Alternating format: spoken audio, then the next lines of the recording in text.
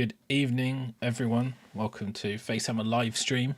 It's me, Russ, and Byron, and we're joined by a very special guest, PETE the Wargamer. How are you doing? Hi. Thank you very much for thanks. coming on. I really appreciate it. You're welcome. And when we're people who we're going to get into Sylvaneth in the show, we should say Nergaleth, shouldn't we? As your kind of correct term. your kind of plaguey creations that you're working on, which we have up on the screen, which are very, very nice. Yeah, they're coming along pretty fast, dude. Like you're once you set your mind on something, you kind of just smash it, don't you?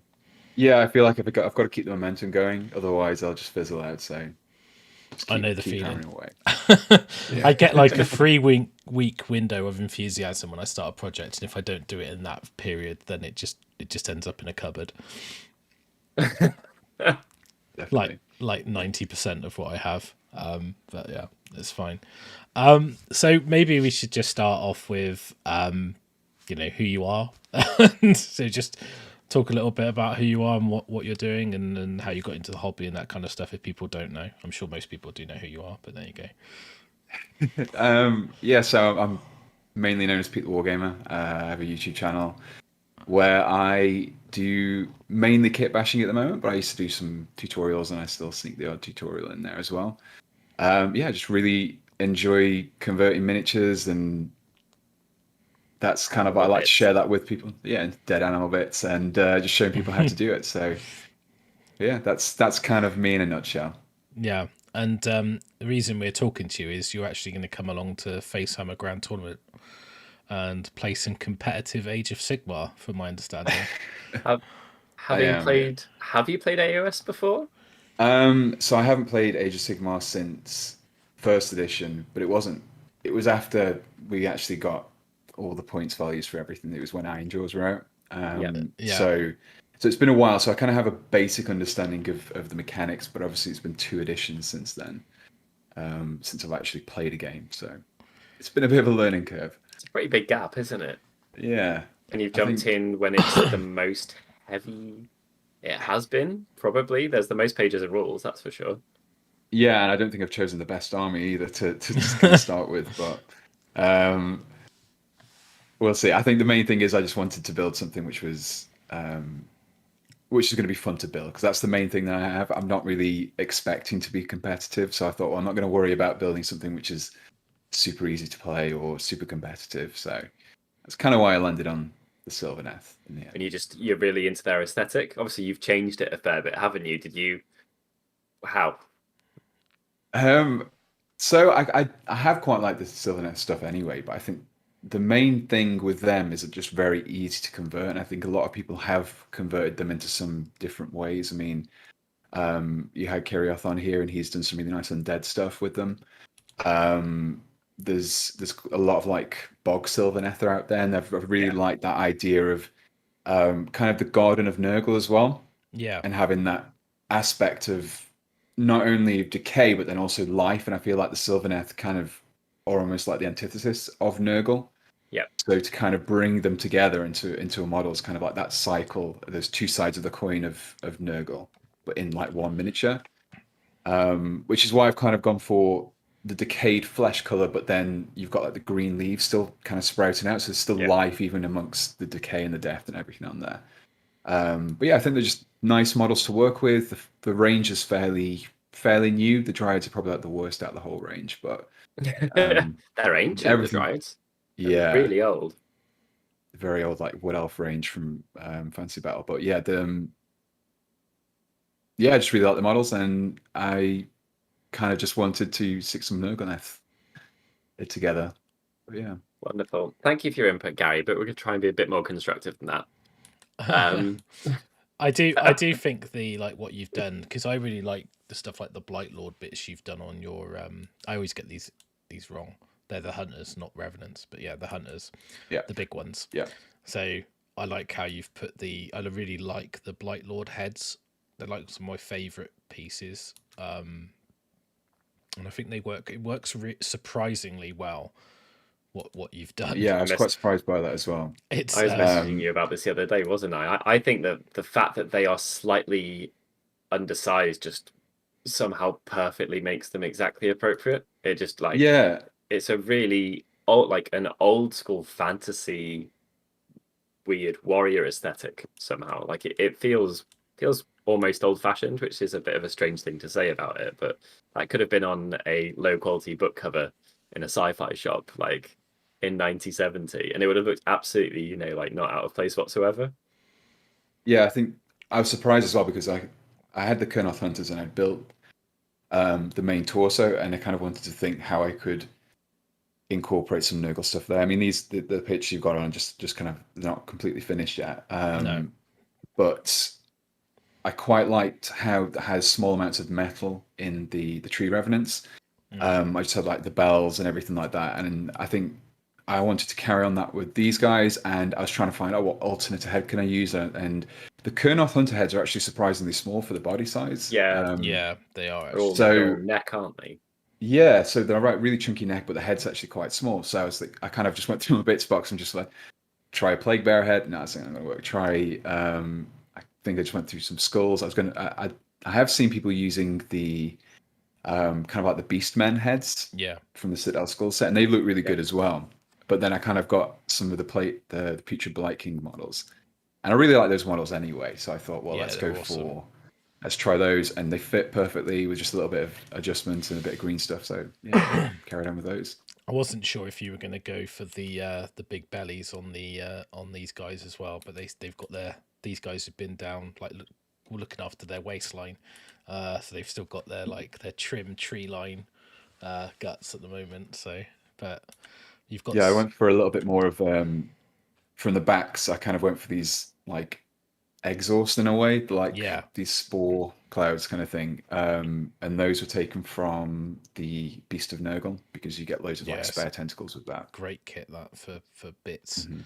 Did you I was going to say Underused like in general. Yeah. yeah, with the theme, did you do it because are you into the lore? Have you read any? Because the Realm of Life and Nurgle, sort of Sylvaneth and Nurgle are very much at odds, and there's a lot of Yeah. lore around Gairan and Ilariel and the sort of the fight You there. anarchist. So I didn't know if you'd actually like based it on anything from Black Library or anything like that, or is it just from your I don't say warped mind, but your brain. So yeah, as it was from the one of the Gotrek books, the new ones. Realm Slayer? Yeah, I think it's either the second or the third one. He basically comes across a frozen glade, and Alariel's kind of frozen the glade because it's been corrupted by Nurgle. But then I think Gottrek's presence kind of causes it to all like stop melting. So all these kind of like half mutated, half decaying trees start attacking him at that point. So it's totally legit if you put Gotrek in your Sylvaneth army because it's in the story. basically, yeah. I mean, somehow he's fighting with them apart from That's- against I'd them. Love, I'd love to see you converting that. And Yeah, Russ I would love mean- to see a Gotrek army. 'cause We he loves it. we definitely that's definitely fine. We'll just slide him straight in because it's in like Yeah. 50% of the order lists out there. We'll just slide him straight in. It's Mate, fine. mushroom on his shoulder, done. Done, Easy. Yeah. I'm just messing. I mean, he's already got a belly as well, so it's quite easy to do. Exactly, yeah, he's one of my people. So you just have basically like a passage or a paragraph or a chapter of the book, and you're like, I like that idea. That's giving me the seed. Pun not intended. Literally, You're just no. gonna run with it and raid your bits box until you're happy, essentially. Yeah, basically. I mean, I listened to the audiobook version. Just it's got Brian Blessed as the voice of Gotrek. It's just like perfect. And I listened to it. It was probably like a couple of years ago now, but I've just been in the back of my mind. That's like a really cool idea, Yeah. and I just wanted to get it in model form. So yeah, it's been a good excuse to actually finally get around to doing it. No, it's perfect. I think a lot of the time in the hobby, we'll like, Russ, who's your Stormcast dude who went to Nurgle's Garden? And you're like, Gardas.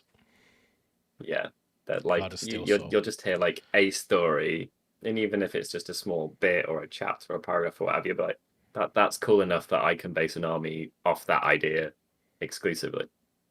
But the same goes for, speaking of the Gotrek models as well, is I think Ghoul Slayer. There's a bit where there is a ghoul giant at one point. Oh, that's a And solid I've theme. kind of been really tempted to do that with like Sons of Behemoth. That's like So next this is kind the of next army. dream project. I guess. Well, I thought, I'll get this done. Let's see where we go. Yeah. Oh, I'd love to see you doing that. That'd be amazing. Pretty giants are just popping up everywhere now. I think people have. It's weird. There's always like an onset period, and you'll get some people, early adopters, doing some crazy stuff really fast, and then there just seems to be a bit. And I think the time is literally enough for people to just like sit and have thoughts, and then suddenly you just hear there's like a flurry of them because Gargants just seem to be flourishing at the moment. Yeah, I think I've seen a lot of really interesting takes on the Viacos Soul Blight as well. Yeah. People are really leaning heavily into kind of like wolf inspired kind of armies, and it is nice seeing. It's always the part of the hobby that I enjoy the most, seeing how people take kits and they will modify them to be something else, but then still recognizable. And it's always been my favorite part of it. So it's always good when you see other people doing the same. Amazing. So is it important for you, if you're going to do something like this, you want it to be extremely clear what everything is in your army? There's no like interpretation there. It's these guys obviously are these guys obviously are these, or where do you stand on that stuff? Because I think everyone feels a little differently about it, don't they? Yeah, I mean, I still wanted it to be as clear as possible, but then I kind of I tried to push it as far as I could go, but then if I'm building a list to take to like a grand tournament and I'm not just thinking of playing with friends, and I wanted something which was going to be easy on my opponents, so they could look at stuff and say, that's a Kurnoth Hunter, that's a Tree Revenant, that's a L'Oreal, that's a Warsong Revenant, and they can see exactly what everything is. But then I've still managed. I'm hoping to still push things just far enough to take it as far as I can go with its team still being recognizable. Yeah. Cool. So I guess then, where did your lists begin? Did you always know you were going to have a L'Oreal in there, or? Should we go yeah. through the list that you've ended up on, and then we can talk about how you got there? I guess is probably a good way to do it. Yeah. So I can stick it up because. Hey JP. Just been asked, how long did the project take? It's not finished yet, JP. Hopefully not work in longer than progress. 3.5 weeks. It will be at FaceHammer. So yeah, it will be there. We'll see. Yeah, well, I'm really looking forward to seeing it. So okay, so obviously it's Sylvaneth. I've chosen the Nullroot Glade because I'm kind of going to be leaning quite heavily into the magic stuff. Grand strategy of prize sorcery. The only reason I kind of chose that was because I felt like, because my list kind of anchors around Alariel and the Warsong Revenant, if they disappear, then I'm probably lost anyway. So yeah, having those is a gas strategy. Yeah, I feel like my battle line isn't strong enough to really to go for that. And I think again, it's probably just seemed like the one that I'll be focusing my attention on those guys, so and try and keep them alive. So I might as well have the strategy the same. Best of a bad bunch. It's harder with certain books, I think, and yeah, they're not in a particularly easy spot with picking one. Definitely. So for the leaders, I've got Alariel. I also have a Warsong Revenant, who is the general, and they have the command trait Nurtured by Magic, which is the one where they can basically heal nearby units if they successfully cast, which is quite useful for that one. And then I've equipped him with the Chalice of Nectar, which is actually really nice, where you roll 3d6 on your casting roll, and then you just pick the best two. So it's going to be really useful for kind of try and get those spells out. You can use so that gives me bind as well, right? It's both. Yeah, or unbinding. So yeah, it's even better. Yeah, so it's really strong. Casting and unbinding. Because these are the two default you have to take from Nullroot. But they're great, especially on a Warsong. Nice to not be attacks. That's a good start. Yeah. Mm-hmm. So obviously Nullroot as well. You've got the action ability is. So while any units are wholly within 12 inches of a friendly Nullroot wizard, they get to reroll hit rolls of 1. So that's So as long as they're needed by Alariel or the Warsong Revenant, that's pretty good. Command ability is So you can use command ability at the start of the combat phase. If you do so, you pick one friendly null root. I need to learn to say it. Unit wholly within 12 inches of a friendly null root hero, and until the end of that phase, you roll a die. So you basically get like a 6+ ward save. I love it. It's exactly what happens to me when I do a book review and I start trying to read the rule and I realize it's really wordy and you just go, it's a 6+ save. It's a 6+. Like it's the same. I'm just there. I'm like, oh, this is exactly how I end up like. Picked up Feel No Pain. Done. Stuff. Yeah. So but still solid, right? I mean, that's still good. It's. I mean, if you can combine it with the fact that you've got Kurnoth Hunters and they basically kind of extend out your command abilities. So I don't even need to drop knowledge bombs. You've done all your research. This is like. I'll just let you do it. I'll just sit and I'll go make my tea or something, you know. No, I was going to say that. I'm sure I missed something. Don't worry. No, it's cool. No, it's good. It's good. I was going to say that exactly that although it says a hero, they count as beacons, don't they? So you don't need to worry about that. Yeah. So it's very useful. So for my units, I've got 3 units, 3 5-man units of Tree Revenants. 6 Kurnoth Hunters with great bows, and then I've got 3 Kurnoth Hunters with great swords. I've taken the Umbral Spell Portal, and everything is in the Battle Regiment for a 1-drop as well. And on top of that, I've also built an extra 10 Tree Revenants, and that's what I'm going to be summoning with Alariel. Okay. Yeah, that's basically everything. Are you always going to be summoning that you decided? Is it revs that she summons, or is it? It's either 10 Tree Revenants, 20 it's 3 Kurnoth Hunters, 20 Dryads, or a Tree Lord Ancients. No, not Tree Lord Ancients, just a Tree Lord, and then that's it. It's a Drake, not a Drake, a Branch Wraith, I think. Oh, right, yeah, Branch Witch, one of them. So, yeah, no one does. So. Yeah. So I think I just went with those because I had that in my collection at the time. So I think if I get Alariel and the Warsong built and the Spell Portal and a whole bunch of Awakened Wildwoods, then I will probably maybe try and build up a Tree Lord or something as well. Maybe another Kurnoth. Just give me some options. Model to play with. It's really for, that's like Mr. Forgiving. You can do anything with. Just chop it, build it all, chop it at the joints, and then just repose it wherever you like. Yeah, it's a nice model. I built one a while ago, and for a tutorial that I did, just like a speed painting, so I could probably just strip that down if I had to. So what would you use? That's basically it. Would you go for the Great and Clean, or would you look more like the Maggot Lord kit? Because I think the Maggot Lord kit would probably give you quite a lot of nice options. Oh, that'd be cool. You'd have a proper stocky. Because you get like multiple mouths and multiple bellies, and like that would actually work really well. Yeah. Because I was. So I think actually, I mean, so that's what I'm mounting Alariel on. Yeah. Yeah. So the reason why is the reason why I've got is so it was between that or the Great and Clean one, but I thought this one's quite good because it's got a little stand, like a little platform at the top. Yeah. Well, that's a really good point from Griff as well, saying about using just the feculent null more, which it is just a tree. Yeah. Right. Yeah, solid. You could put like all the branches coming off the back and hang on the bells off it. It'd look really cool. Well, that's one of the things I was thinking about picking one of those up for when I was doing Alariel before I settled on using the Glockkin instead of a Beetle. But yeah, that's a good idea. I think the Glockkin as Alariel is more appropriate than a Great and Clean one, so I think it's a good choice. Also, people will get false hope because they'll see it on the table, go, "Oh my god, someone's taken the Glockkin." You go, "Well, it's Alariel," and they're like, "Oh, all right." I put Alariel on top, but I mean, originally I was considering making the Glockkin look like Alariel to the best of my ability by giving him like the staff from the Great and Clean one and like making it into a spear, but I thought it's a bit confusing, so I'll just he's got the thighs for it. Yeah. And then some. Yeah.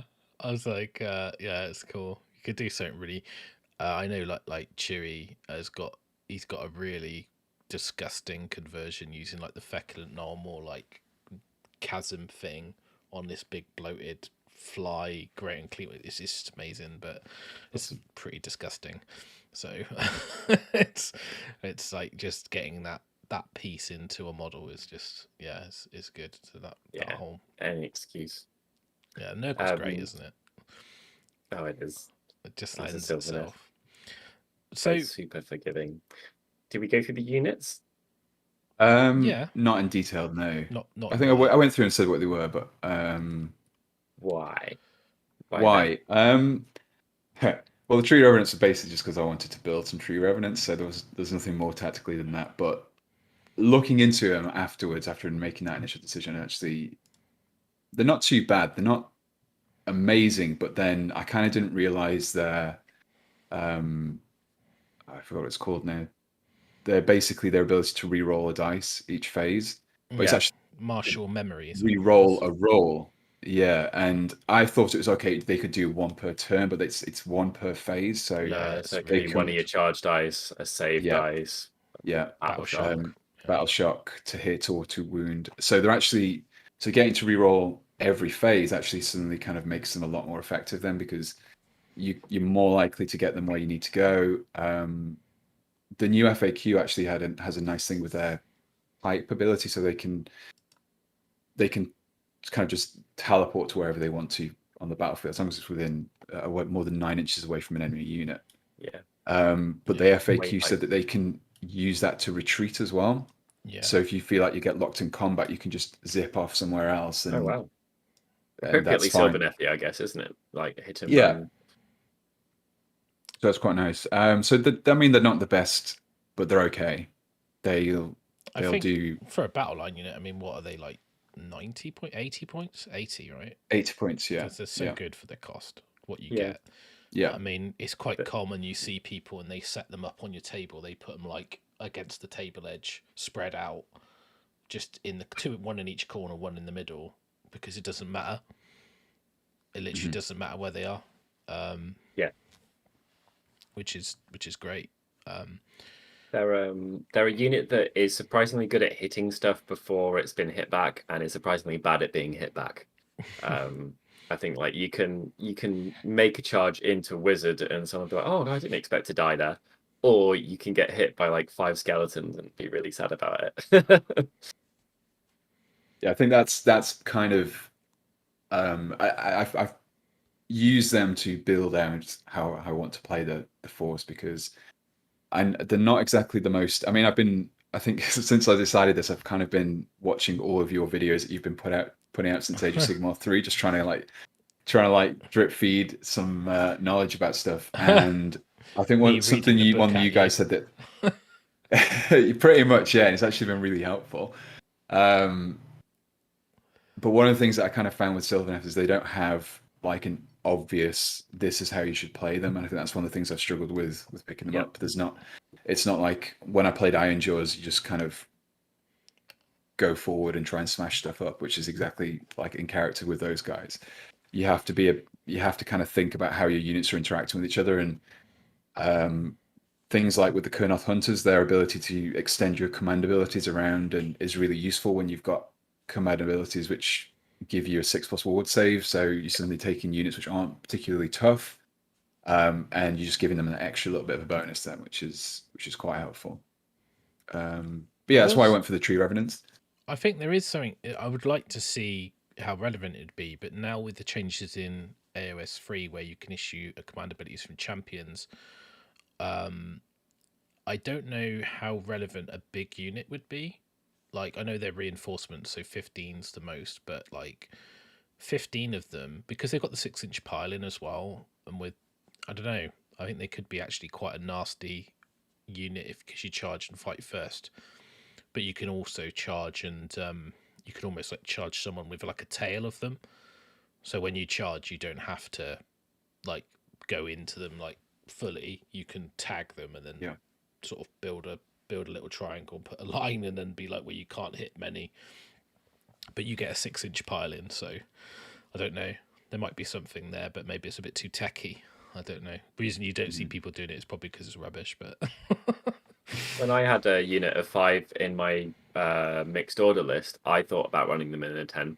I think they had some, as long as they weren't being hit back first again. But that 10 is capable of doing a fair amount of damage, so just as an option to appear from somewhere, have a fairly good chance of getting a charge, and then you know, wiping out someone's battle line unit or clearing an objective or whatever, and being enough that people had to commit a bit more backwards, not, you know, just shoot them with 5 judicators or something like that. Yeah. I think that's where I'm going to be using them. I don't think running them up the board and trying to take stuff on that way is going to work. They're going to need to be, especially in objective games. And I think it makes people think I can't just capture an objective and then push forward. They're going to have to think about holding things back. And if they don't, then I can zip in, capture it myself. And then suddenly they've either got to disengage to capture it. They've got to redistribute their own units to do something. So I think that's where I'm intending to use them. The right way to use them. So you just put them like with tag and go. Yeah, with tag and go as well, you can make people pay for that because they're going to be less flexible than you. So just dink it, disappear over there, dink that one, and then just, you know. I think that's definitely where I'm going to try and use them. The 10 revenants that I can summon in with L'Oreal, I can't summon those in until the end of the movement phase, so they kind of just sit there for a phase. Because you can probably summon them within fairly close proximity to an enemy unit if you have to, and hope you get a decent charge roll. But I think it's 9 inches at least, so it's nothing guaranteed. But I think suddenly having like a unit of 10 just pop up, especially with a L'Oreal, chances are people like to take out the big things because the big things are always going to be the thing that's going to draw people's attention. Yeah. So I think just having that extra little bit of a reinforcement for her, just so that she can bring up if she needs it, and then I can kind of focus on my other stuff elsewhere on the battlefield. Bring it up in front of her as well if you're desperate. If you know, just to block a charge, screen. That's the thing. Or bring them up behind her, having put 5 in front if you plan ahead. Just give you a few more speed bumps to wait it out. Yeah. So for the Kurnoth Hunters, 2 units, 6 with great bows and 3 with the great sword. So originally that was the other way around. Originally it was scythes just because I didn't have the points when I had a slightly different list than that originally. But I kind of went for the bows, and the main reason for that is because of the Awakened Wildwoods as well. I think how they work since the FAQ is a little bit more flexible because you can set them up as 3 individual crescents as opposed to setting up as a single circle like you had to before. So I can kind of sprout those up along my line and then kind of plonk the Kurnoth Hunters near them and use it as like almost like quite a well defensible position in the middle of the battlefield. And I mean, they're pretty good as well. The bows are very good, and then if I do get a charge, then I can just use an Unleash Hell, and I think there's a few things which I can add in there which will allow them to reroll 1s as well. I think L'Oreal's combat phase, I think, but there is a few things I can use, which is quite nice. They hit on a fairly reroll 1s plus hitting on a good amount is pretty reliable, isn't it? And then you can always give +1 to your hit rolls there and be on 2s rerolling 1s, I guess, fairly easily, or maybe 3s. Well, they hit on 4s normally, but the champion gets 3s rerolling +1, so the champion doesn't get to 2s, but because it's already a +1 to a +1, and you can't capped at 1. But but it would mitigate the -1 for Unleash Hell. But obviously, when you're unleashing Hell, you can't all that attack anyway, so it's So 5s to hit on the charge is a little bit sketchy, but the things you don't need many to go through. They're still a bit scary.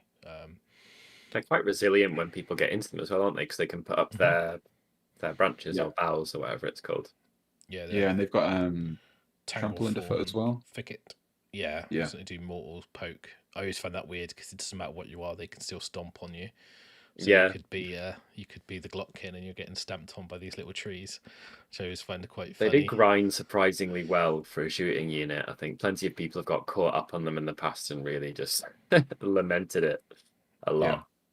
I think that's the thing. I like the idea of having a unit that was pretty tough, but also could extend their kind of threat across the battlefield.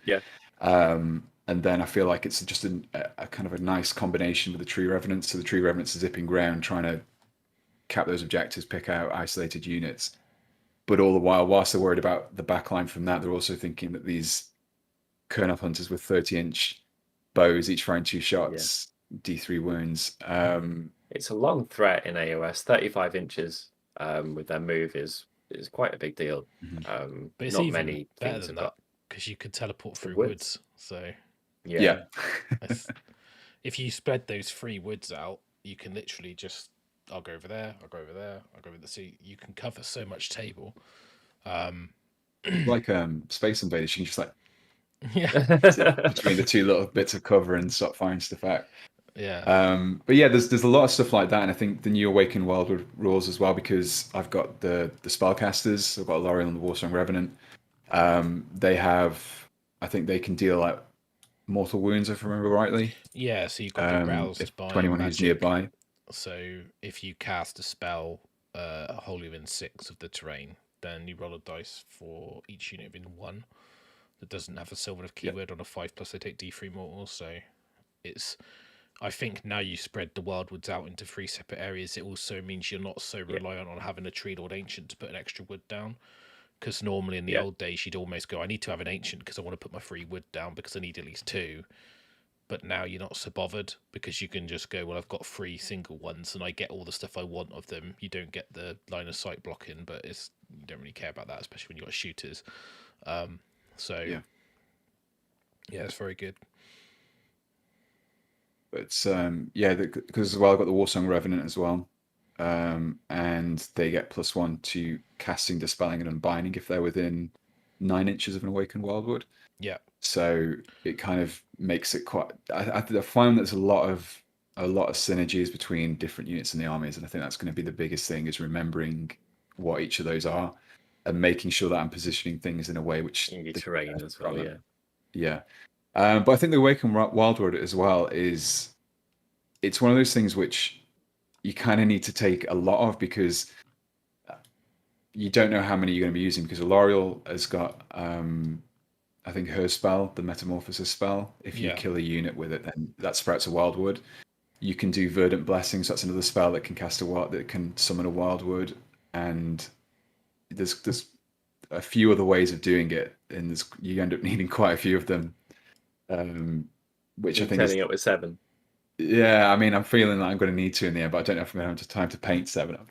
With well-terrain tables, probably, I think like around 5 would probably be enough. Yeah, I think that's going to be the main thing. I think even if people, I mean, as well, the monsters can destroy stuff as well now, so I might find stuff to returning to the pool if I need it.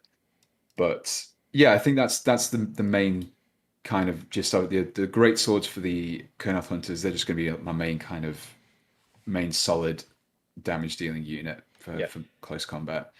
I'm probably going to try and find something to take on, or at least use it to support a unit. But that's kind of like the main units that I've got there.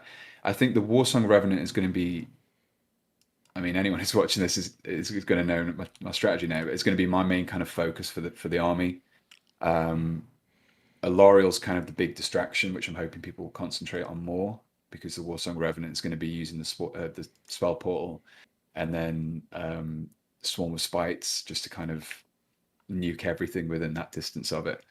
Combine that with the 3d6 for spell rolls and picking the best 2, the +1 for being near the Awakened Wildwood, and then if I'm using things like Throne of Vines, that gives me +2 to the casting roll, so you suddenly get this incredibly good spellcaster. And if I cast all of L'Oreal's spells first, then that's 3 spells that they've got to think, oh, well, do I unbind these, or do I wait to see what the Warsong's going to do? And suddenly I'm kind of trying to get as many spells out as possible before the Warsong goes. So either they choose not to dispel L'Oreal's stuff because they're worried about the Warsong, or vice versa.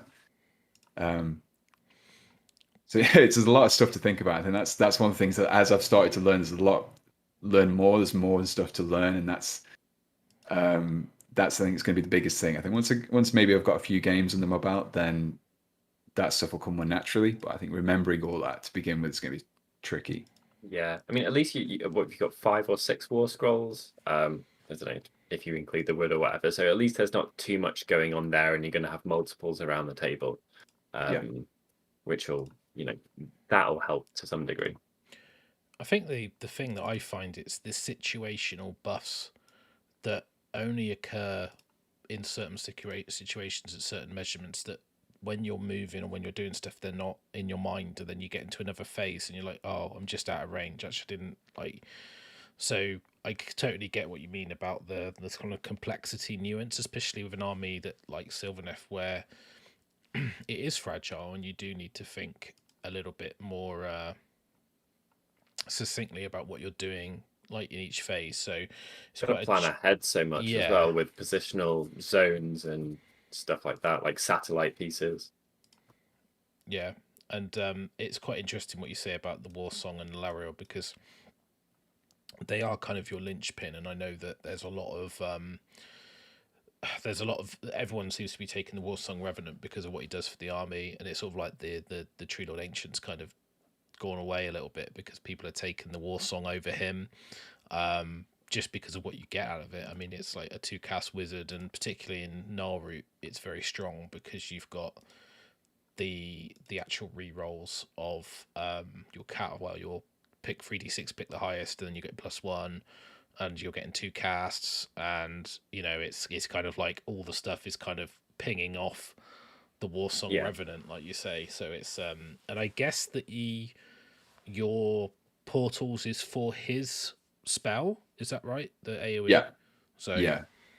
So I think the main thing is because I'm not really intending him to be up close. I mean, he's not too bad in combat. He's got 7 wounds. He's got a 4+ ward save, so 5+ regular save, which it's not amazing, but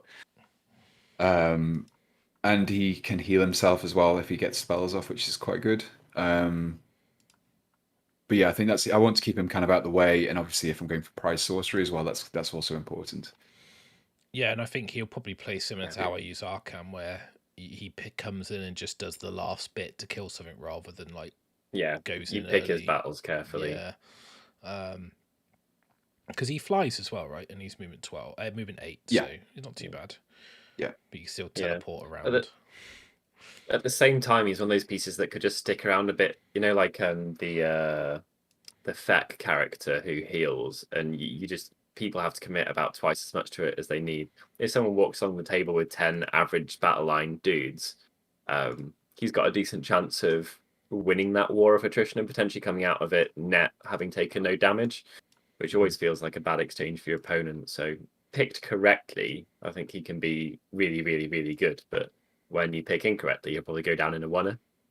Yeah, he's actually surprisingly good in combat as well. I think being I think the main focus that I kind of came in was, he's a spellcaster, especially in Gnarlroot, but then his attack is 5 attacks, 3s on 3s, -1 to rend and 2 damage. It's not like a terrible kind of like little weakling spellcaster. And then he's got like a +1 and -1 bravery to enemy units and friendly units within 12 inches, I think it is. So especially in combat, he can, if he's going against maybe a lower bravery unit, that -1 can just be enough to tip them over the edge if he's done enough damage. Tip a little bit over. 3-inch reach as well. I'm a fan of reach and stuff. Yeah. I like it. It's cute. It lets you do some sneaky things. Also, because Lariel, I've got a war score up. Sorry, that took me a while trying to sort out my technical issues. Because the website war score still out of date. So one thing I was going to say about her is that you've obviously got this retreat, shoot and charge, which is quite useful, and obviously 16 wounds, 3 up save. She's got a 6 damage spear, and she does the healing, some water wound output and things like that, and pretty good. And you also got the chance that you could Talon of Dwindling something, which is not very likely, but it's a cool story when it happens. Yeah. 3 cast wizards as well. Solid. And you get Gyran's Wrath, which I think is the what you says use this in the combat phase. You can reroll wound rolls of 1. And I think your allegiance is reroll hit rolls of 1, I believe. Yeah, friendly wizards. Yeah. So she is a friendly wizard. So yeah. So pretty good because you can get quite a reliable set. Yeah, absolutely. quite a reliable set of abilities. So you got reroll hit rolls of 1 for a friendly. Well, yes, that's just on. That's not even a command ability. So that's pretty good. Is it all the hit rolls as well? Yeah. It's not. Yeah. So Oh, tasty. that's where your Yeah. rerolls from 1 comes from the shooting as well. So.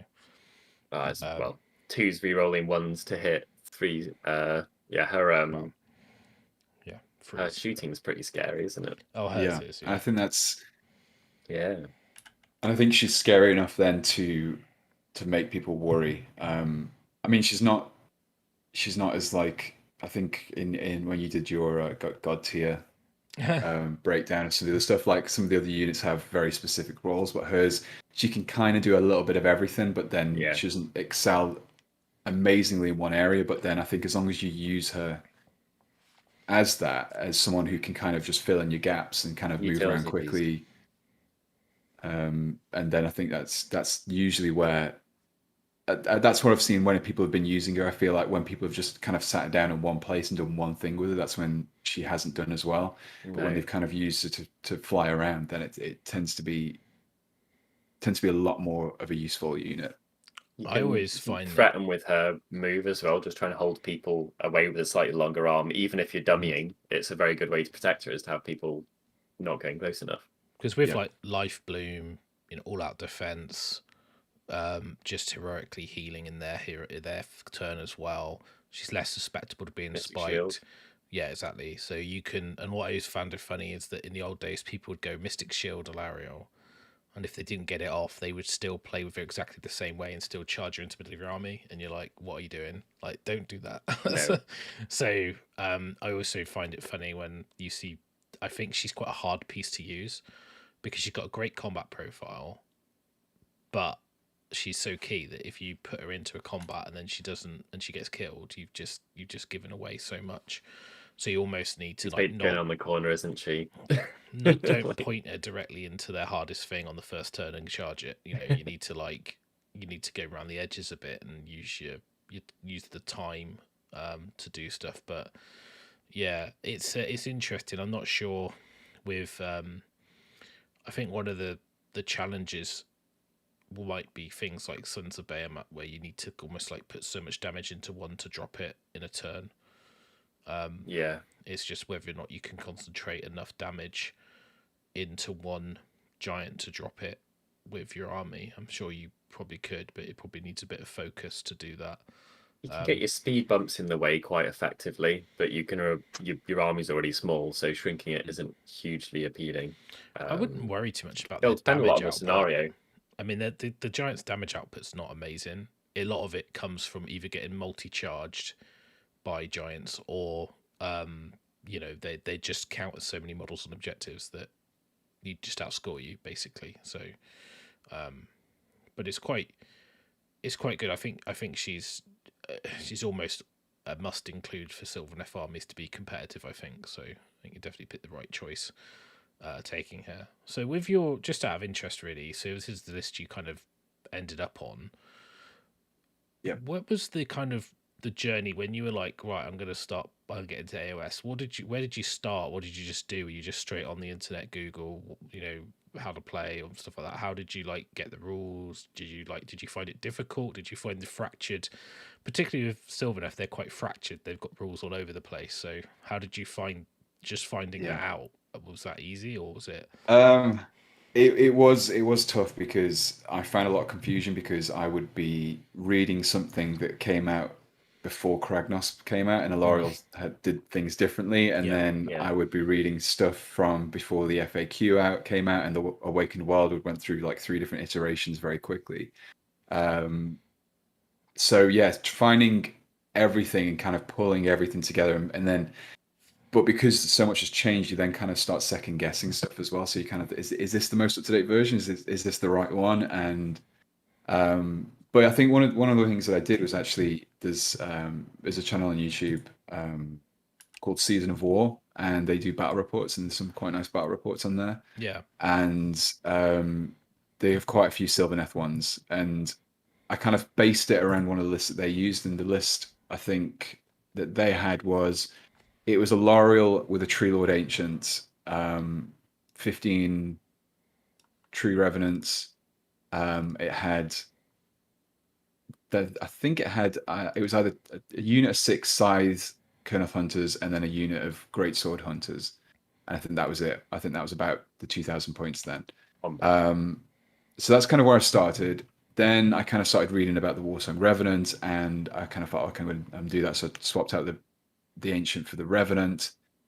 I still had scythes at that point, and that's when I kind of saw how Umbral Spell Portal would work with the Tree Revenant. So then everything kind of got jigged around, and I came out smack bang on 2,000 points in the end, which was quite nice. Yeah. So the scythes, normally if you run a big unit, they're good because of the reach. But I think if you're running a free, the swords are way better because, I mean, Rend is less relevant with the bonuses to save stacking you can get now. And they've got the chance to do mortal wounds in addition. So I think it's definitely good, especially with reroll wound rolls from Alariel. And they've got their other mortal wound source, and it's just a nice way to be able to get through something that, you know, has indestructible armor or something like that. It gives you some options. Yeah, and I mean the fact that they benefit from every command ability that like a hero does. So whatever my Warsong Revenant does, or whatever L'Oreal decides to do, they're immediately benefiting from it themselves. So they can be anywhere on the battlefield, and I know that they're still within reach of that, which is quite nice. Yeah. But yeah, they're quite nice units to kind of go along because they're nice and big as well. I think that also looks quite nice on the battlefield. Different heights. You should have plenty of that going on. Yeah, definitely. But I think this is kind of the only thing as well, which I was limited a little bit by the battalions that I could use with these guys, but I ultimately settled on just putting everything in a battle regiment just to get the one drop. Makes because sense. Yeah, I feel like with these guys, I want to go second on the first turn. Mainly because I want to be able to see where my opponent's going with their stuff and then counter that with my Tree Revenants, move them around. And I don't want to kind of push my stuff up too much and then suddenly just be exposed, and then you can just, I feel like if I go first, then I'm either just holding back, waiting for them to come forward anyway, or pushing my stuff out into the open. So interesting for the dynamic, because I know sure if you're aware, but in the old days, because the woods were kind of something you summoned in your hero phase and from your spells, and you only started with one in one place, and because you can't put them near enemies, Sylvaneth players quite often were like, I've got to go first so I can put my woods down to get my board position. But then you were always facing the double. I mean, I'm going back a few iterations of book and time. I know when Les was playing them, he was always like, well, I've got to go first, and then he'd get double turned a lot, and it's like, well, that's kind of game. And it's like, I kind of get the feeling that now it's almost flipped around, because you can split the wood into 3 places.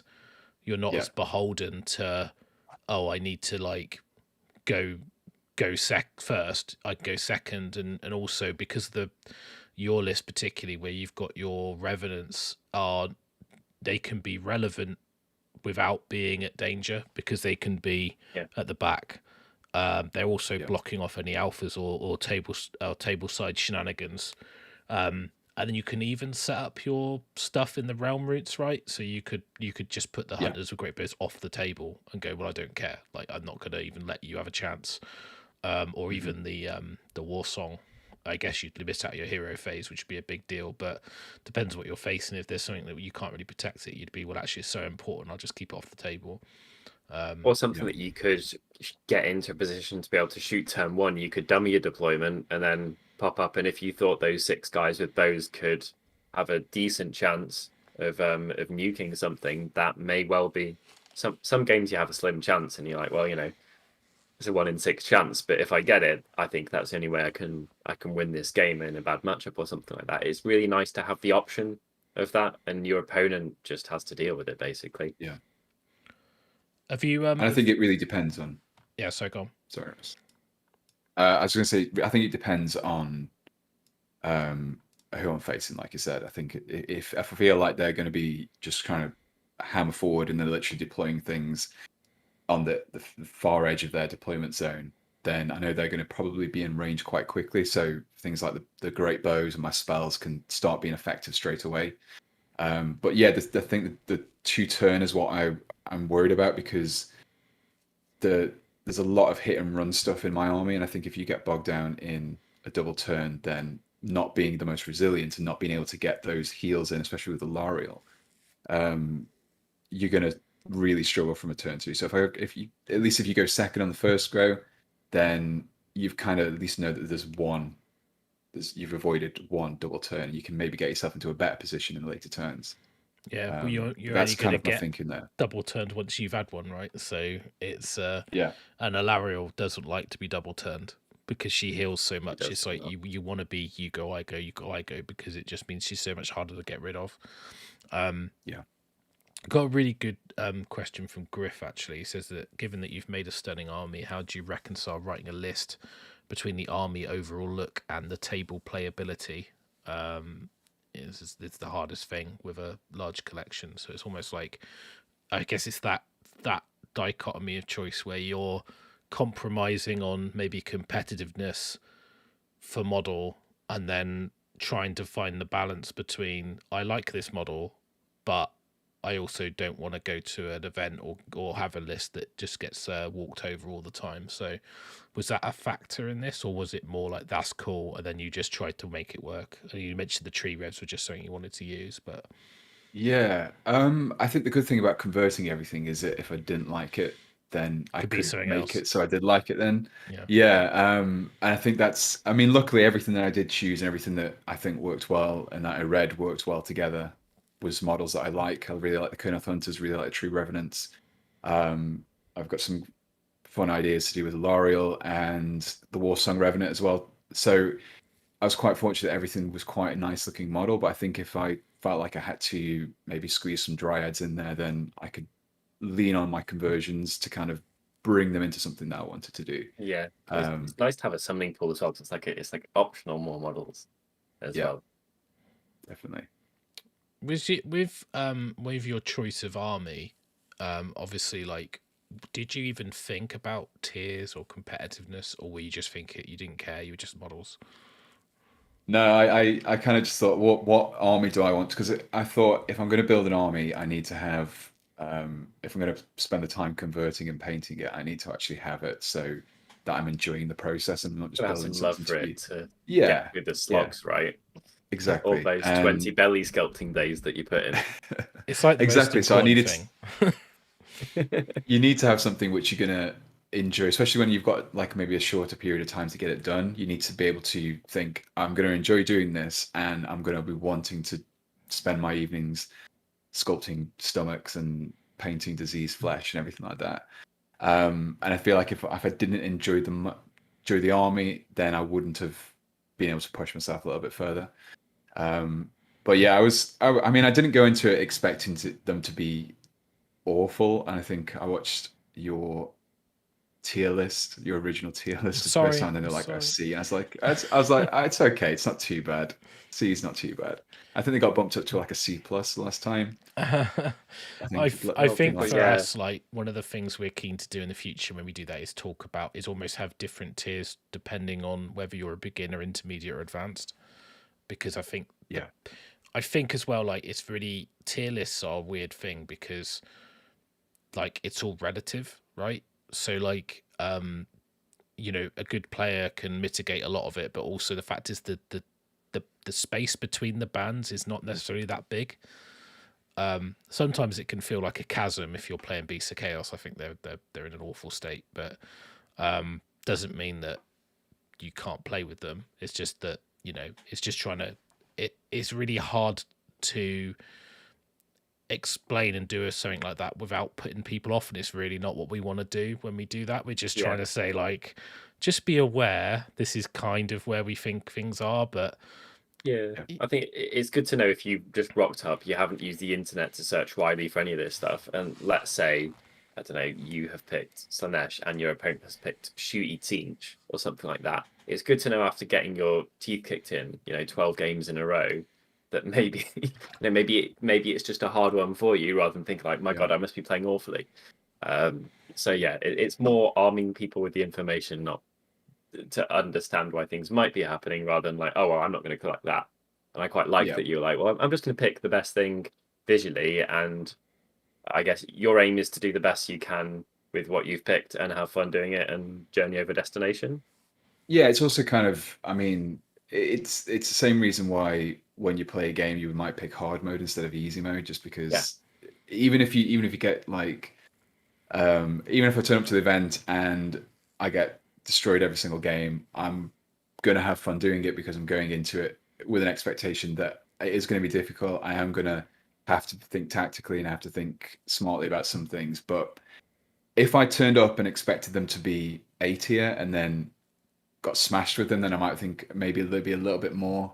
Like if I turned up with like a shooting More Lumineth pressure, list right? or something like that. Yeah. And then you didn't do Forgiving well. in one way, if not in another. Basically, almost... I can just say that the army book's bad. Then if I lose everything, the army book's bad. It's okay. It's not me. That's why. But I think for me, I like the challenge of taking stuff that isn't typical and try to do well with it. That's why I wanted to take the OBR to Carnage, because it's like, for me as well, like with the playtesting, it's trying to get a broader perspective. So if I was just taking the same army every time, ultimately it hurts my competitive play because I'm swapping so much, especially in 2. I don't think I took the same army to any event back to back. I always had a different army, and you learn by game 3 what you should be doing, and then you've already probably lost a game, or you lose a game or 2 at an event and go, I would have done that differently, but it's too late. And then the next event I've moved on to something else. So I'm trying to, in this new season, if that's the right word, or new edition, I want to be a little bit more grounded on what I'm doing.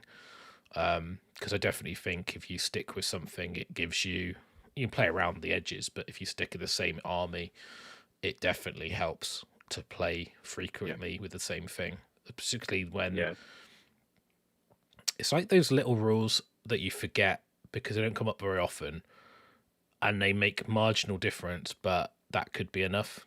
And that's the thing that I think is telling. I definitely think the list you've got is solid. I mean, we actually asked a few people, and it was endorsed by Laurie as well. He said it was a solid army. So you've got a. I think it's not too dissimilar from is it Matthew Davis who was at Carnage with his Sylvaneth? He's got some slight variations. He has he doesn't have the great sword Kurnoths. I think he has a Skull Root and the other endless spell for Sylvaneth, and then he's got like Branch Wraith or Branch Witch or something in there as well. But I mean, I think as well, one of the things is if you've got an army which is maybe not as competitive and maybe something that other people don't take to these things, then you might also have a little bit of advantage because people aren't expecting things as well. They might, if they haven't played 5 games against the 4 games that they've played in that game so far, have been against other armies and they've not played against Sylvaneth, then when you bring Sylvaneth, you kind of maybe have a little bit of an edge because they're not expecting what you're doing. So if you're taking these Sylvaneth, did they? Yeah, if you're turning up with like an A-tier list, everyone is thinking, okay, how am I going to take on Lumen? I think that's one of those things which everyone is always going to be, how am I going to deal with this? Because it's expected. How am I going to deal with Gotrek if I go up against him? Yeah, it's like Gotrek, Giants, but if you turn, Lumineth, if you turn up with something Archeon, that's not... Exactly, and I think if you turn up with something that's not... I mean, it might not last very long. I think by turn 2, they probably know what your deal is, but it just gives you enough of kind of... puts them enough on the back foot, maybe if they haven't played against them. They're not sure how quick you are, you can maybe get around in that way. But I think it just adds a bit of variety as well. I think it's always nice when you see the tournament listings and it's a mixture of different armies and you're playing against different armies when you're actually playing the game as well. I'd be really interested to see, like, I'll definitely be following you around the event, not like some weird creepy stalker, but just to understand how you're getting on, because I reckon there'll be games when you'll go, oh, you go first, and you go, oh, I really should have gone first. And there'll be I actually had a practice game against James, friend of mine, James Box from Swindon, and he came around to play with his Slaves to Darkness army, and I was using I've got more tribes and with Stonehorns, and he set up his Zinch Chaos Warriors quite far forward, and I was like, now I normally would give him the turn because he's not going to threaten me at all, and I get a chance to double. And I went, actually, that means he's going to get all his defensive buffs up, and I've got a chance to get into him before he buffs. And I took the turn, went in, got my charges off, and was able to like delete the warriors and one unit of knights. I still almost lost because stuff, but anyway. And then it was quite an interesting decision to make because it's all in my hands. So sometimes, like when you've got the one drop, you're the one who has to make the choice. Whereas sometimes, it's easier that it's completely out of your hands, and you're like, well, I know what they're gonna do, and I'm just gonna like. And the thing is, with your list as well, if someone makes you go first, you've got the alpha strike threat of using the woods and using the range, which and the portals as well. So. It's interesting. I'd be, as you play more games, it'll be interesting to see how you feel about the that choice and how often you're giving up the turn. I definitely would be. Yeah, I think it's difficult not having those games and maybe not having many games in before I actually get to the tournaments as well. To see how, because obviously it's all kind of just theory in my head and basing it on what other people have seen, and when I've been seeing battle reports, and there's obviously always stuff that you're going to miss out on them when you play it yourself. And I'm the kind of person who learns everything sinks in a lot better when I'm doing it rather than just when I'm just reading or watching other people. So I think, like, I'm not expecting to win the first, second, third, but I mean, by the time I get to the fourth and fifth, I'm hoping to do a little bit better. See, I know you're saying that, but I could see a little glint there, a little glint, like a little hope that you could be the hero that everyone wants. You could just be, I'm not going to rule it out, but the Sylvaneth Messiah. Yeah, exactly. Like just swoops in and just like, no, it'd be it's interesting. So I was going to ask you, like, have you done many practice games or just of AOS in general, or any games? Are you intro game? Are you setting that up as well as part of your prep, or? It's I mean, at the moment I'm not expecting to have much finished beforehand. Like much long, maybe about a week or so beforehand. So it doesn't give me an awful lot to actually bring my army to something. But I mean, I've played one tournament in the past, and I'd never played a game of. I'd built an army, I'd watched, and that I just turned up, and I had a great time. And that's why I learned Age of Sigmar. Yeah, exactly that. And so if I don't get a chance to have any practice games, it's not a problem because I'm going to enjoy the day. So. Yeah. I just didn't know if you were like, right, I've got TTS, I'm going to try and get an online game, or on the Friday book up gaming just to make sure because sometimes I find it's just setting the army up and almost just pushing it around for a turn and doing like your hero phase and measuring your ranges is enough to make it sink in.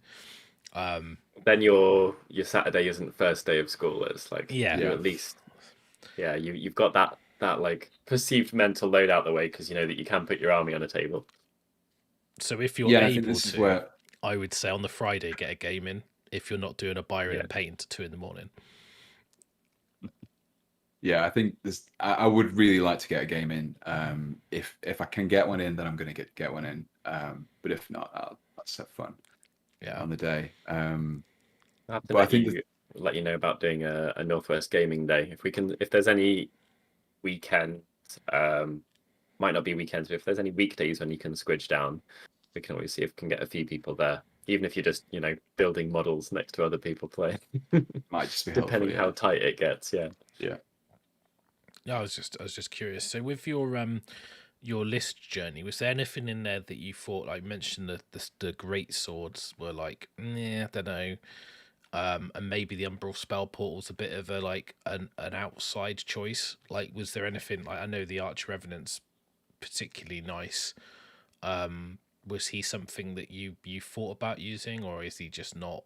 Did you look at it, or was there other stuff you looked around and then went, no, actually no, I can't, and you just thought, actually, I haven't got any play at all, so I'm just going to take this. Yeah. So originally I was looking at the battalions, and I was trying to think how I could squeeze in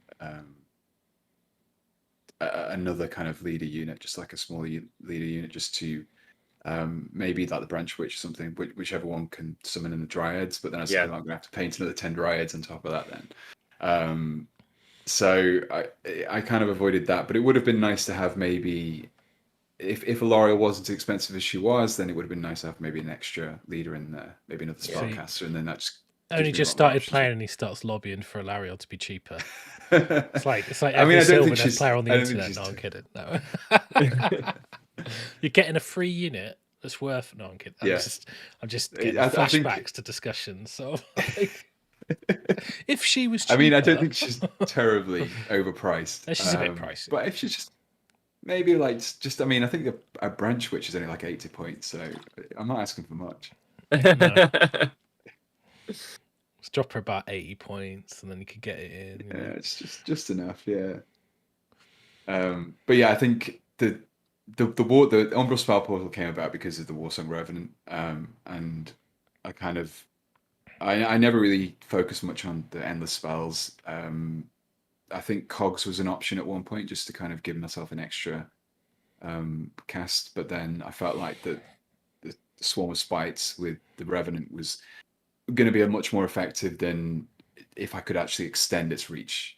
But you double down on your ranged threat, which is exactly. And if enemies are massing up in one location, I can pop a spell portal nearby or in the middle of them and just try and get as many mortal wounds rolling as possible. And I think sometimes as well, it's one of those things where if it happens once in the game, then it suddenly becomes more of a threat for the enemy. They start to spread things out than if they know that can happen. So I'm definitely going to try the psychological route of the game. That's why I'm going to try and use these guys, because I don't think there's a lot of things where they're not very good at. So I'm going to try and use the psychological stuff. Yeah, trying to make people worry about the back line and things like that. Yeah, just remind them that you can come anywhere. You can come on from anywhere at all. Just throw them 15 9-inch sticks and just raise your eyebrows. Yeah. Every time they move, put your stick down. Oh, I could fit in that gap. Griff, Sylvaneth are not one of the armies with extra points at FACEHAMMER GT. They were about this close to getting it, actually. I read the pack and I was like, come on, Sylvaneth comes, and then no. You wanted 50 points, didn't you? Just a few more points, just to make up for Laura being so expensive, and then that would have been good. The first draft I had, they actually did have extra points. And then from feedback from various players, it was removed. So yeah, it was. I don't feel they need it. I don't feel too hard done to. Yeah, I don't feel too hard done to that. I mean, one of the things I was actually interested about, I wanted to ask you guys, is how do the triumphs work with the increased points cost? Because you get a triumph if you've got fewer points than your opponent. So if an enemy has got, because obviously these guys are spot on 2,000 points, so I wasn't expecting to get any triumphs. But if I'm suddenly going against one of these, it's how many points you are less than your given total. Yeah. Okay. So if you've got a 2,000, if you've got an extra 150 points, and your army is 2,140, you'd be 10 points less. So if a 1990 list, you wouldn't get the triumph because you're both at 10. But if they had a 1980, they would. But if they had a 2,000, the other guy would. So I need to write that line in, because when we did the show, I was like, I need to put something in about that. So yeah, but that's how it'll work. It's almost you take the negative difference and then compare it. Okay. Yeah. So if you're 40 points under, regardless of what your total is, that's what you look at rather than the total. So it's just it's almost like they start off, rather than starting off at 0, they start off at minus 150 and then build up. Yeah. Makes sense. I mean, it's the only way I can think of doing it, to be honest. But obviously, as soon as you go to max points in your bracket, you're just never going to get a triumph, basically. Also, I think there's another thing as well, which is here we go. I noticed in the general handbook. I'm just gonna say I haven't even played a game, and I'm already picking out. Oh, actually, problems. No, it's house rules packs. That's what happens. You get so. The realm rules on the battle pack, Realm Sphere Magic Metamorphosis, has got the same name as a Laurel spell from Metamorphosis. I'm hoping that might get I'm really hoping, FAQ'd. Obviously, we'll see what happens. But yeah, at FaceHammer, I will The house intention rule is it clear that there, isn't it's it? not the they're same. totally different spells. Yeah. I'm not going to be like, well, you've cast that spell, so not that I think. I think I'd be very disappointed if I went against someone who was like, no, you've cast the same. You've already cast that spell this turn. Like, it's called the same, but it's a completely different thing. Yeah. So it would. Yeah. I would definitely rule that's not the same spell. So don't worry. Yeah. Same. It's. I know it's technically. Read If the you get raw. someone who ACK actually is you about that, I'll escort them out of my venue. I'm gonna get Byron on sports patrol. So I'm gonna get worse sports at an event I'm not even playing in. I know you're gonna be the bad guy. So couldn't bring in there. You have to get some get yourself like a little white suit or something. And you could go around like the kingpin in the venue. Maybe I should bit more than some glasses. Yeah. Do this. The belt to wriggle up before I say anything. Yeah. That'd be good. If you keep doing all this Atlas stone lifting, you'll be there like looking Forearms need intimidating. to go back. Look at them. Yeah. Poor forearms. Look at you. What are you doing? Yeah.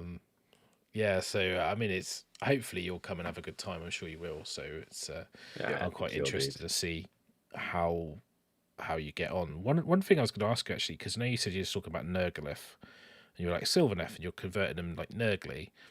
Was there a thing in your head of like, would I look at the Nurgle rules and maybe use those instead of the Sylvaneth rules? Although you're using this, because you could kind of get away with it if you were going. Yeah. I'm using the Reverence kind of Plague Bearers, and then you could do different things and say, well, actually, a great. And the Glotkin might just be the Glotkin. Exactly. Yeah. So was that a thought process, or was it? It actually didn't really. I mean, I really do like the Nurgle stuff, and I think if I wasn't doing Nurgle Neth, I would have just done Nurgle. Yeah, actual Nurgle. But someone pointed out to me afterwards that, you could probably use these as a Nurgle army, and all my Revenants are roughly the same. They're on the same base size. They're the same height. They're very, very similar in armaments to Plague Bearers, so I could just run those straight as Plague Bearers. And like I said, the Glotkin. But I mean, it does. I do like to have. I'm kind of would like if I was going to do Nurgle, I'd probably do Nurgle, but then with a different spin on it, because I'm just incapable of just building things as they're intended to be. I have to do something different with it. You could do them bright orange or something mental as well, and have, you could have like a subdued evil edition, or whichever way you wanted. You could have they could be the antidote to each other in terms of their color schemes or something. Well, I really want to do a Lovecraftian kind of style thing with them, and it was either going to be between. I mean, this is the trouble. I have probably about a dozen ideas floating around at any one time, and I've thought that the Idoneth Deepkin would actually work really nice as a basis for some Norse, and you could just basically swap out all the heads for like Chaos Marauder heads, and they still have like Thralls and Reavers, and that's all like Viking names for units. There's like a lot of it already there. You've got the whole kind of Sea Raider thing going on as well, which is quite nice. So basically, I choose my armies on whether or not I've got an idea to convert them, and that's kind of probably what it's going to be like going forward as well. But it's quite cool as well, because you've got the in like I remember World of Warcraft when I was playing Legion a lot. There's all the like the sort of the underworld is all nautical, so they're all like they've all got like barnacles on them and like seaweed, and they're all like in the sort of it'd be quite a cool thing to do that. One thing funny you mentioned Lovecraftian, because I remember years ago back at the South Coast we saw a demon army that was all like kind of Cthulhu-esque demons, and it was all looked like it was underneath. It was used with pearlescent paint, so it had like a shimmer. It was Rog from Point Hammered, and it was just absolutely stunning. And I know that Matt Lyons from Pro Painted has done a Cthulhu, Cult of Cthulhu army which I think was a chaos army, and he had a whole village with chanting coming out the houses and smoke machines, and it was a beach city. It was awesome, and he was wearing his It's a good one. robe and going around giving people pamphlets to join the cult and stuff. So it's definitely stuff like that I think is really cool. Like I'm a big fan of the sort of the Lovecraftian Arkham sort of game series, the sort of like the board games and card games. I quite like all that stuff. So it's really I play a lot of those in my gaming group. I've really got pretty much all of it, like Elder Sign as well as like, you know, Arkham Horror and the new edition and stuff. So it's kind of I do really like it. So it's it's quite an interesting concept. So I tend to I don't do a lot of converting. For me, it's like the models are good enough. I just use the models because I like the aesthetic, and I'm not really a big converter. Well, I have done in the past, but it's like, for me, it's kind of like I like what they are, but I get the appeal of doing something really bespoke and unique. I think Byron's probably more like you, where he likes to change stuff, whereas I'm a bit more like, the model looks good, that's fine, I'll use that, I'm happy. You've saved it for kind of special centerpieces, haven't you, really, Russ? Like, if it's in one of your armies, it'll be the monster or something like that generally. Yeah, I generally only convert if I just don't like the stock model. Like, if I was like, I don't like that, then I'm going to change it. I tend to do more stuff around color scheme or technique or basing than actual changing models. I don't know why, but it's sort of interesting to hear your perspective, where you're sort of talking about like almost you have to change it. It's quite Start with it. Yeah, style, it's interesting for conversions to literally be the beginning point of it. Linkers, we don't have a picture of the finished Sylvaneth because they are not finished yet, but it is a link. I'll try and get it back up on the screen. Here's Pete's channel, and we'll bring some more on the screen now because they're very beautiful. Yeah, hopefully. I mean, I've got the Kurnoth Hunters are close to being good progress, finished. dude.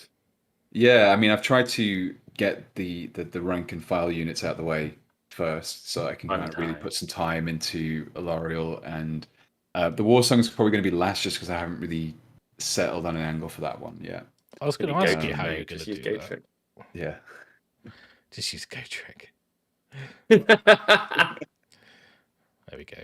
But yeah, I think that then, I mean, if I've got time, then I was thinking about doing like a small little conversion to the Umbral Spell Portal, just putting like some one of the little spite swarms from Draco Hammerdrath going in one side and coming out the other.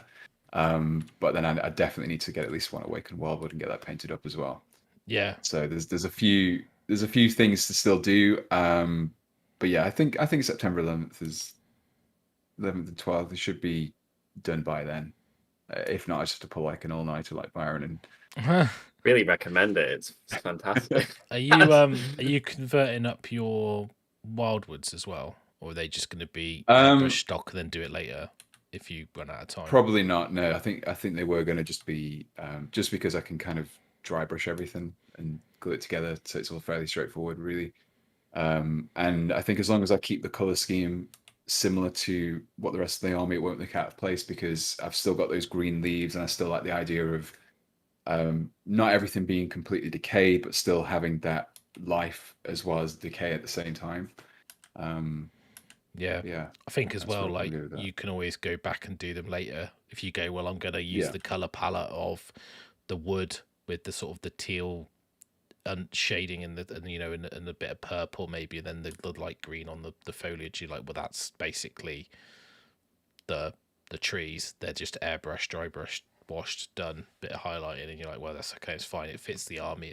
It's not really the focus. Then later on you could go, actually, I'm going to do some crazy feculent gnarl, more hybrid ones, but you've got to have, I think, whenever you're getting an army ready for an event, you've got to have a way to downscale your project to fit if you stuff overruns. Like, your contingency is almost like do less, but and maybe you won't have any summoning pool variety, or you're like, well, I'm like or no summoning pool. I will summon demonettes. That's all I'm going to summon is demonettes, because I'm not going to have time to paint them. So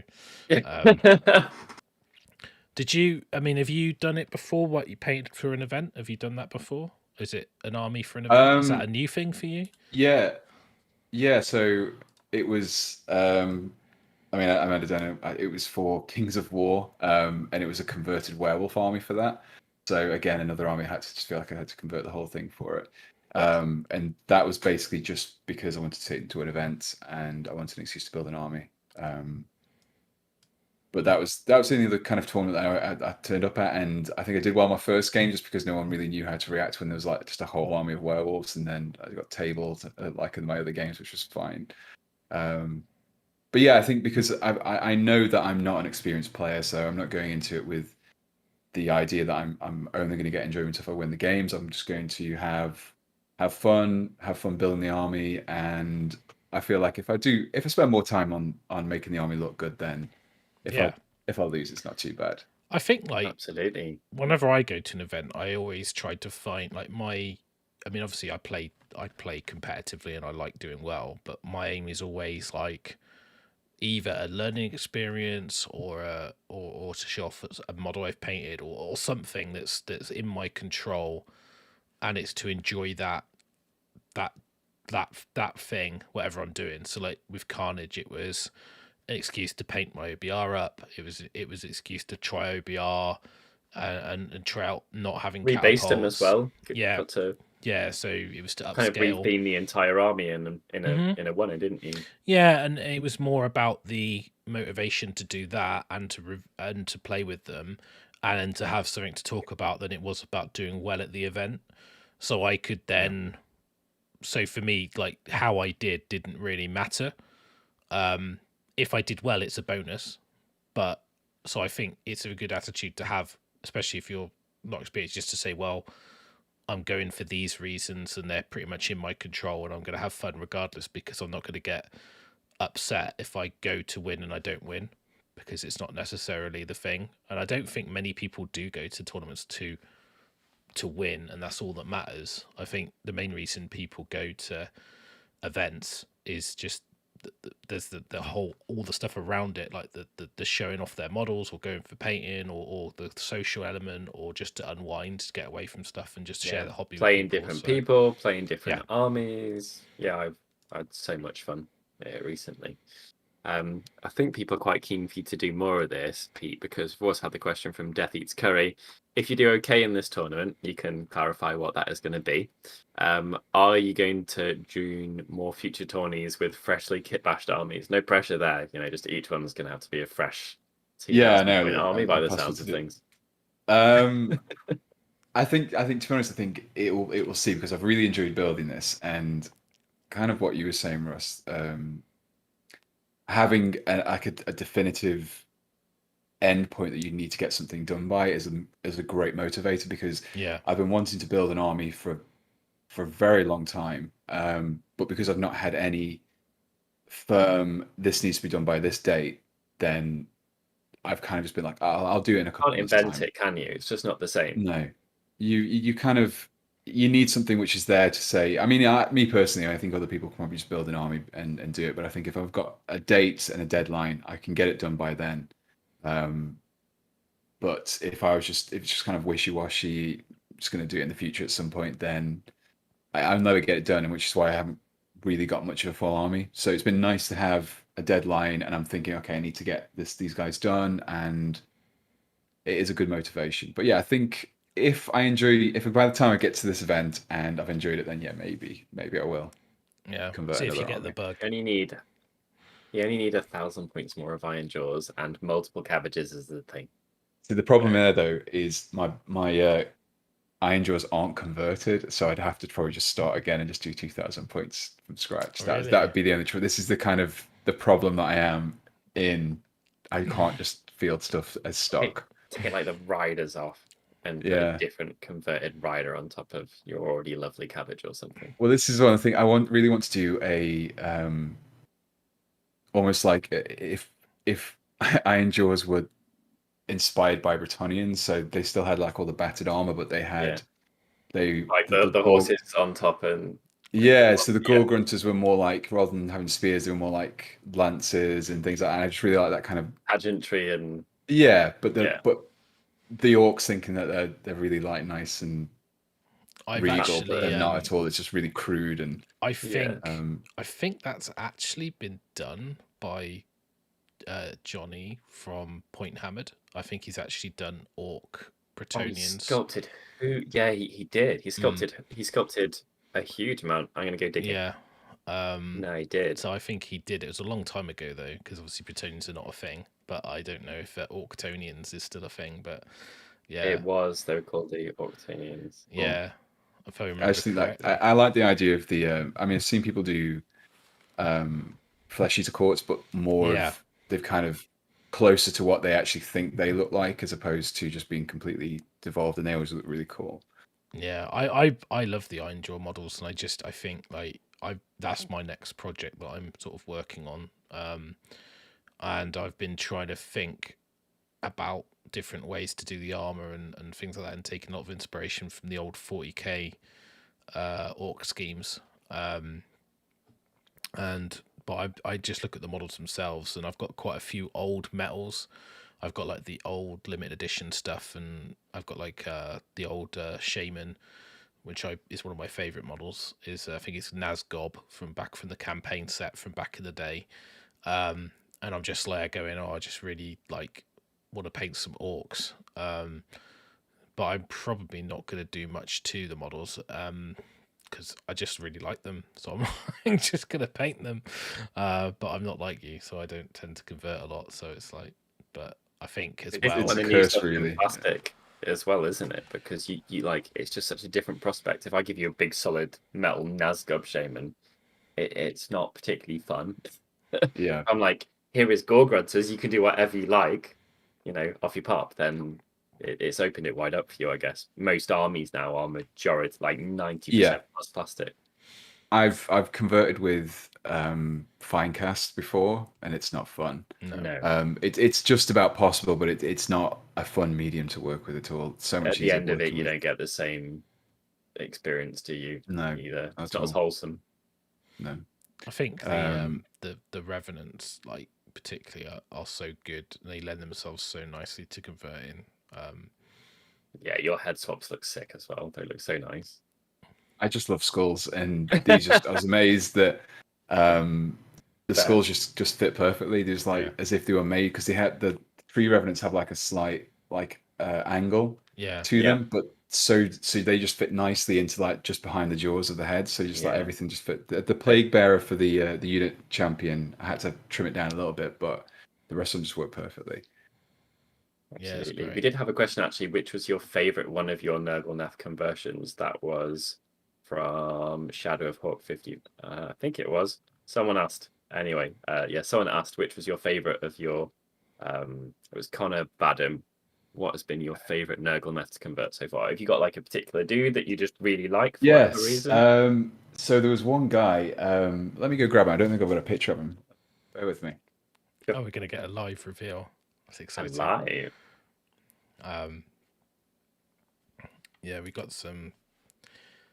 I'm quite interested to see what he's gonna do with his war song. But So this one was my it was one of my musicians, and you can probably just about see him on the camera there, hopefully. yeah, But so it's a little bit blurry, but Yeah. if you can see it in my video, I've got it the better. But I basically use the bell from the Noxious Brightbringer from the Death Guard.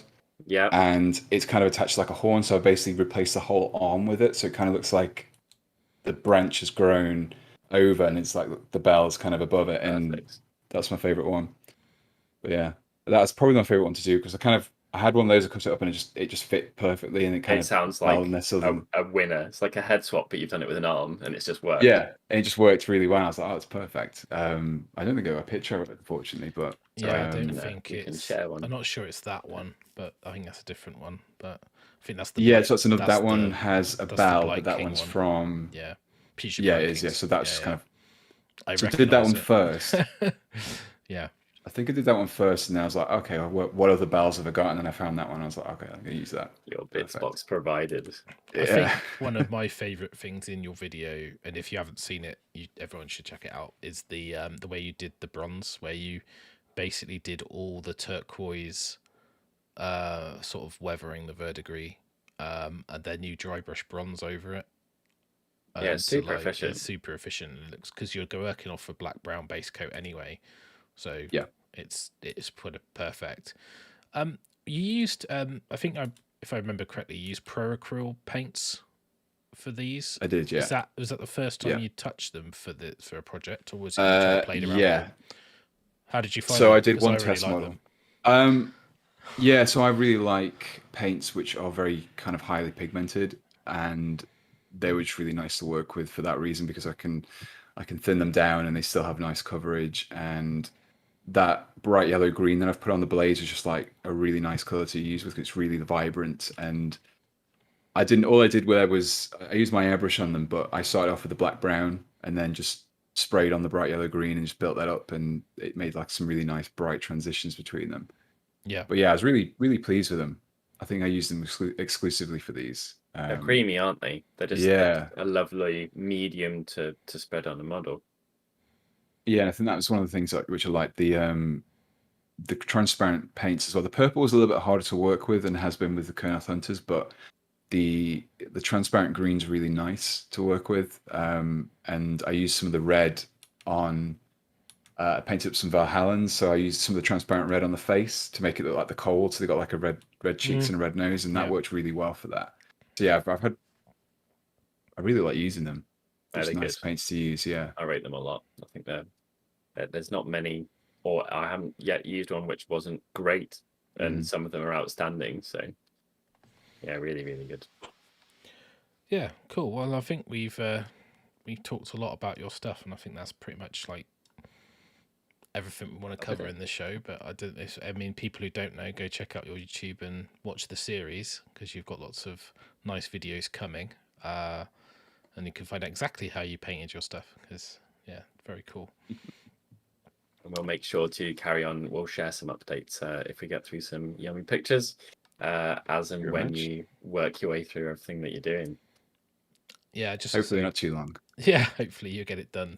But, yeah, thanks very much for coming on and giving up some of your time to come and talk about your project and your journey. I'm really interested, from just a new player getting into competitive AOS, how easy or difficult that was. And it sounded like you found it a little bit challenging, but you managed to find your way. So, which is the main thing. Yeah, your videos have actually been surprisingly useful, because I kind of just put them in and take the dog for a walk, and then and then it's surprised, because there's a lot of stuff which you go over, and then I can kind of see how it links together. So when you first did the Age of Sigmar stuff, it was quite nice to see how things work together. So there's a few things I wasn't sure about from reading the rules, and it was just nice to have someone say who actually knew what they were talking about, say this is actually what it is, and this is where the strengths are, this is what you could use this as. And it wasn't just rules on a page. I had some context as to what they meant in the game and what the command abilities were. And so yeah, it's kind of been weird being on the other side of the conversation rather than just listening to you guys talk about it. It's been cool. I mean, I'm glad that's why we did the series, because it actually spawned from when I was a kid, and my first foray into anything kind of Games Workshop really was Hero Quest, but I was about 8, so I was quite young. And my granddad, he actually recorded the rules onto tape for me, because reading them was a little bit hard, so he read them out to me, so I could listen to them before I went to bed to absorb the rules, so I could play the game with my brother. So it's kind of in my head, I was like, what would be useful for somebody new, and not just reading the rules, but to give a little bit of a context and an explanation that doesn't leap off the page. It's not immediately obvious, but it's stuff that you would grasp very quickly when you start playing, but it's good to have that prior knowledge when you start planning or thinking about the game. So no, I'm super pleased that was useful, because to me it's like it's such a different time now with what people have got resource wise to learn games and get into things, that with the internet, with YouTube, with Google, it's so much easier than it used to be back in the day. I'm showing my age now.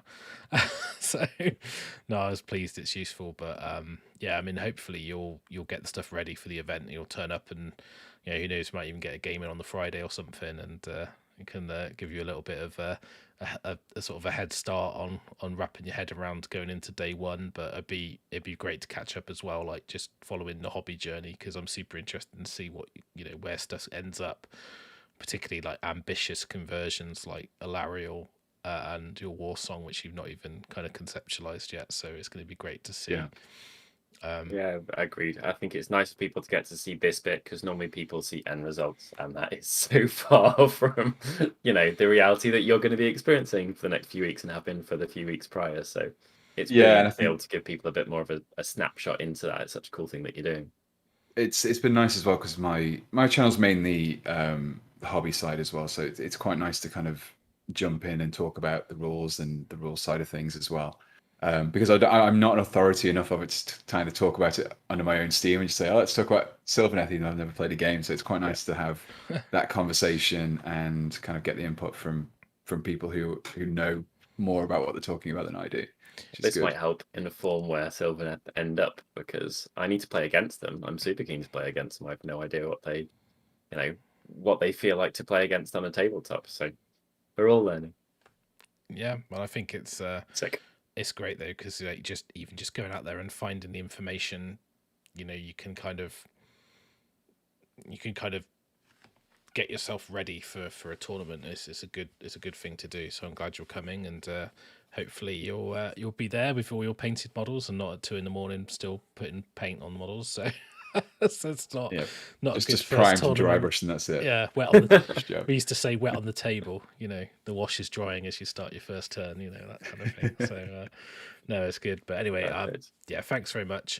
Thanks for people watching. I hope you like this video and all the algorithm stuff and all that. And yeah, we'll catch up again soon. And make sure you follow Pete's progress on his channel and everything he's doing, because it's looking awesome. So I can't wait to see the finished result. So thanks for coming on, dude. It's been a pleasure. Thanks for having me. Yep. Thanks all. Thanks for watching. Cheers, guys.